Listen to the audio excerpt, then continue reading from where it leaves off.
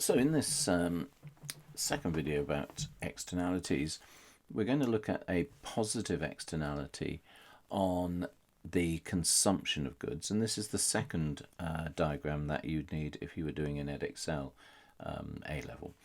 And again, all we've got to do is bring in the fact that the supply curve now, because the externalities on the consumption side, on the supply curve, on the production side, there is no externality. So we put in the marginal private cost equals the marginal social cost on the production side.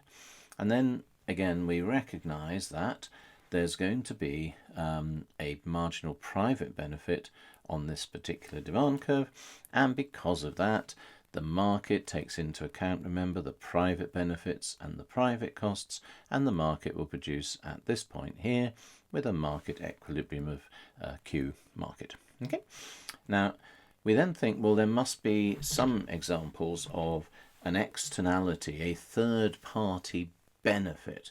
So this is a positive externality. This is another benefit on top of the benefit that the first party gets, the private individual gets, as it were.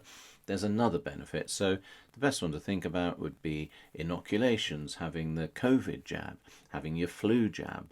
Those sorts of things are the best examples to use.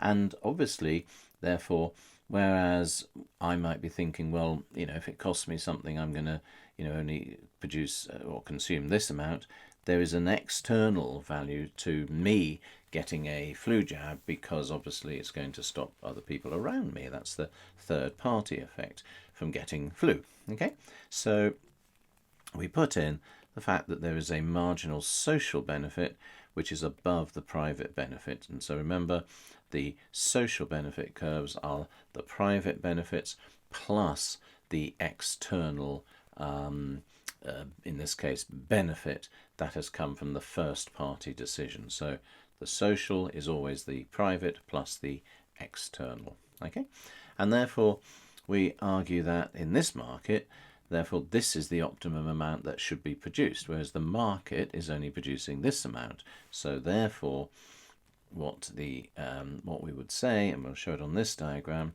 here, is that if the marginal social benefit exceeds the marginal private benefit, then this is the market outcome.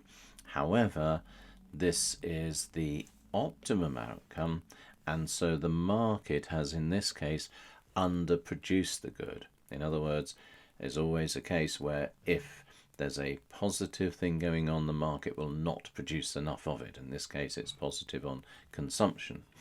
So again, what you need to always do when you're doing this to work out the welfare triangles is to look at the social benefit and the social cost. So here's the social benefits, here's the social costs. So you would say the market has underproduced, because if the firms had increased beyond the market, so in other words, the market stops you here, okay, if they had gone on there, you'd be adding more to your social benefit, here it is on the social benefit curve, than you add to your social cost.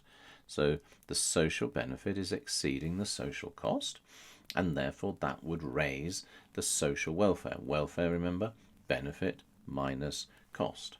Okay, but because they didn't, and this is one of the difficulties of this one to try and explain this, that because the market stops here, they didn't, and so there's a welfare loss. And it's a welfare loss in the sense that the market could have gained it, but they didn't gain it. It'd be like if you get 95% in your economics exam, well done you, but you have lost 5%, is another way of looking at it. Why didn't you get 100%? You could have got more, but you didn't get it. So therefore, that's the way to think of this. And so what the view is here is that, again, the question is always should, when we come to the social welfare, should we produce this good? The social benefit exceeds the social cost. Here it is, social benefit exceeding the social cost. For each one of these output levels here, right up to here, then we'd have increased our social welfare. But there's a welfare loss triangle because these units here are not produced. So because we've stopped here at the market equilibrium, we, as an economy, we would have gained welfare if we had gone on to this optimum point here, increased the output, but therefore that is like a welfare loss triangle, because we could have gained that welfare, but we didn't gain that welfare. That's the way to explain that particular welfare loss. So hopefully that's helpful for, as I say, positive externality.